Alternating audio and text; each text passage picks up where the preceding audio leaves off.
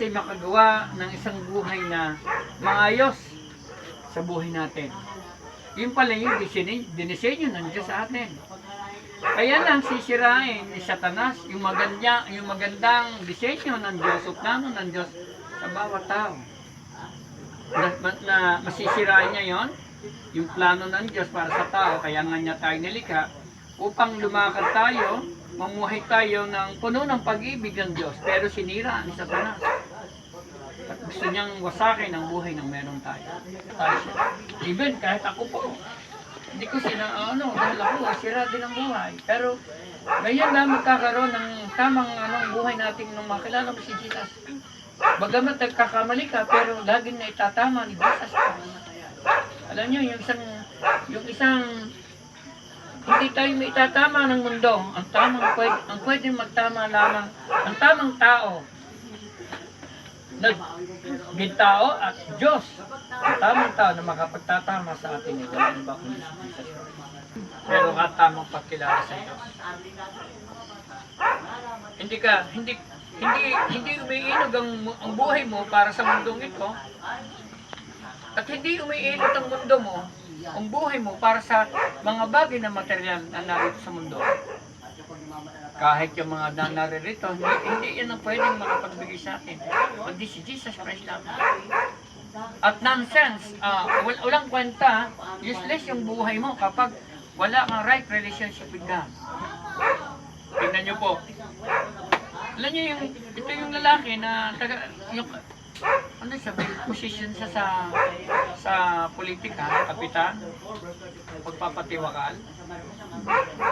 Tikitlin niya sarili niyang buhay. Yung mga tao, sinisikap na matagdagan ng buhay. Sino yung mga nagawa? Sino yung mga taong nagawa ng ganito?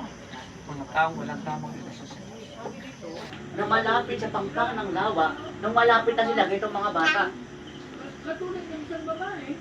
Nang malapit na sila doon sa pangpang, ang minangyaring hindi maganda, sabi dito. Ang minangyaring hindi maganda na sila ay papunta na. Malapit na sa pangpang ng Gabriel, sa pangpang.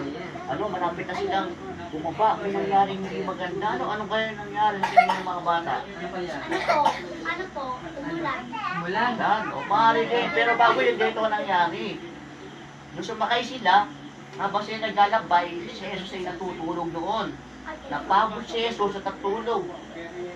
Natulog sa huling bahagi ng bangka at meron siyang daladala una na natulog si Jesus. At habang sila ay naglalakbay at sumasagwa ng mga alagad at mga kaibigan ni Jesus, nang malapit na sila doon sa pangpang, ay biglang lumakas ang ulan. Humihip ang napakalakas ng hangin. Tingnan nyo, lumakas ang ulan.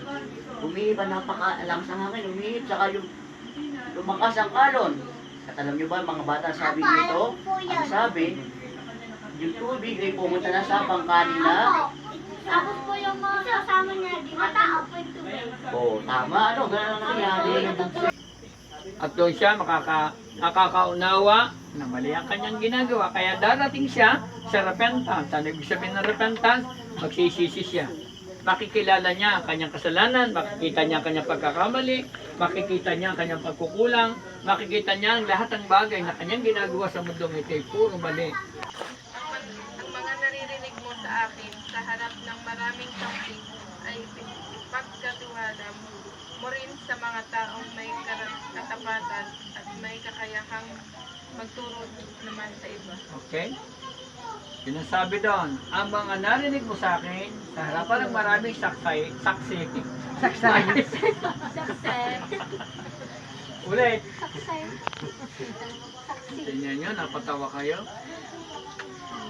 Sabi ni Pablo kay Timoteo, ang mga narinig mo sa akin sa harapan ng maraming saksi ay ituro mo sa mga taong mapagkakatiwalang magturo naman sa iba. Saan? Sunod kay Ate Susan? Si Upe. Sunod kay Upe? Si Ara. Sunod kay Ara? Si Ate Tess. Sunod-sunod tayong ganyan. Lahat tayo na nakarinig, sabi doon, pinagkatiwalaan ka, ipagsabi mo rin. Yung lahat ng narinig natin, hindi natin ipagwawalang bahala yung lahat ng narinig natin. Ang sabi nga ng matatanda, Pag dinig sa kabila sa tenga, lampas sa, Kabila. di ba, na walang naintindihan, ibig sabihin. Ay sabi doon ay nagtaingang talyase. Ano? Kawali. Ibig sabihin, binaliwala.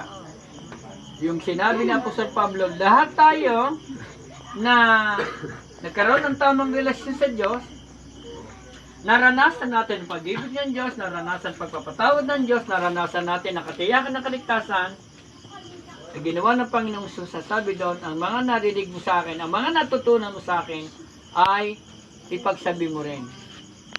Ikaw na pinagkatiwalaan. Ang narinig mo sa akin, sa harapan ng marami saksi kayo. Kayo mga saksi, tingnan nyo, ako nangangaral. Tama ba? Ako nangangaral. Kayo mga saksi. So ipagsabi nyo yung lahat ng yung narinig sa akin at ipangaral.